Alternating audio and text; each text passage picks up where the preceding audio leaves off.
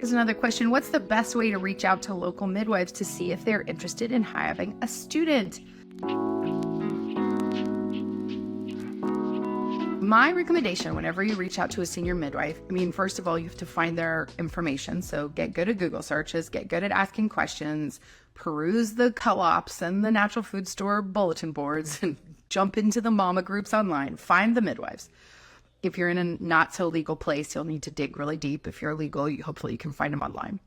But bottom line is, once you find them, try to contact them with the level of professionalism you would like your relationship to have in the end.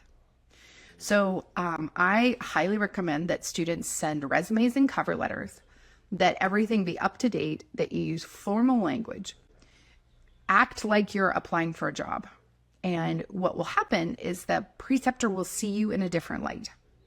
And we all know this. When you look out across your midwifery student colleagues, the chat groups, your friends, there are some kind of like groupie midwife students.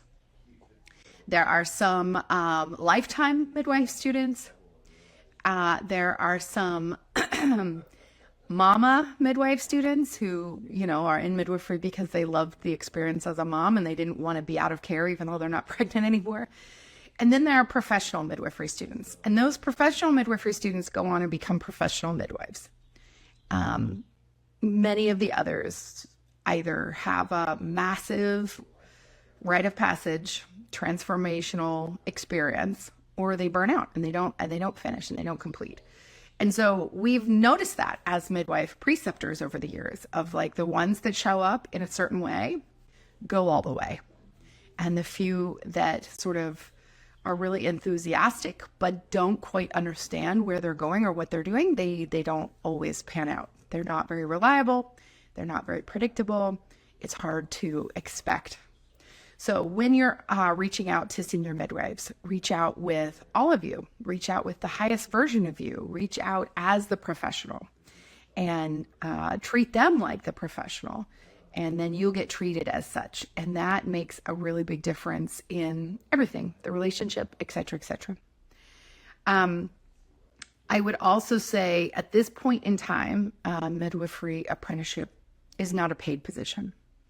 There are certainly a few birth centers that have budgeted in payments for students.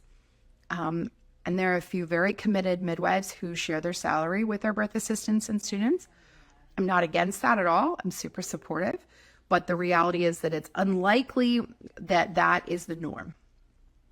And so instead of payment, we need to think about it being reciprocal. The relationship needs to be reciprocal. And that means that you need to feel like you're getting things and the midwife needs to feel like they're getting things. Because after all, that's what payment is for. Payment for an employee is saying, you did this work and here's this money. And so in midwifery, because it is still a barter economy, mostly, at least in the student world, I would like to recommend that you have a frank conversation with the senior midwife you do work with about what the reciprocity is, who will get what. And you are committing to furthering your education. And so you should get education. You should verify that they can sit and discuss things with you. You should verify that they can review the birth, the prenatal day, the complication, whatever you're dealing with. You should have a understanding that one of the needs of your participation in this is that you will be able to sit with them, ask questions, have your paperwork signed as the bare minimum, and just generally be educated. For them, they should get help. In the process of learning, you should be helping make the job easier for them. But you need to know what that looks like. There's a whole lot of work from preceptor midwives that actually is closer to hazing or has nothing to do with midwifery, like babysitting their kids. Now, certainly, we do become a community and we all jump in and help each other when the going gets tough. And so there's something to be said for the friendships that develop.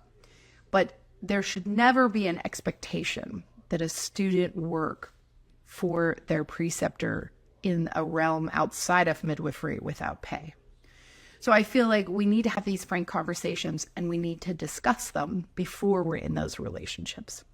So one way that you can do that very efficiently is by using our contract template for students.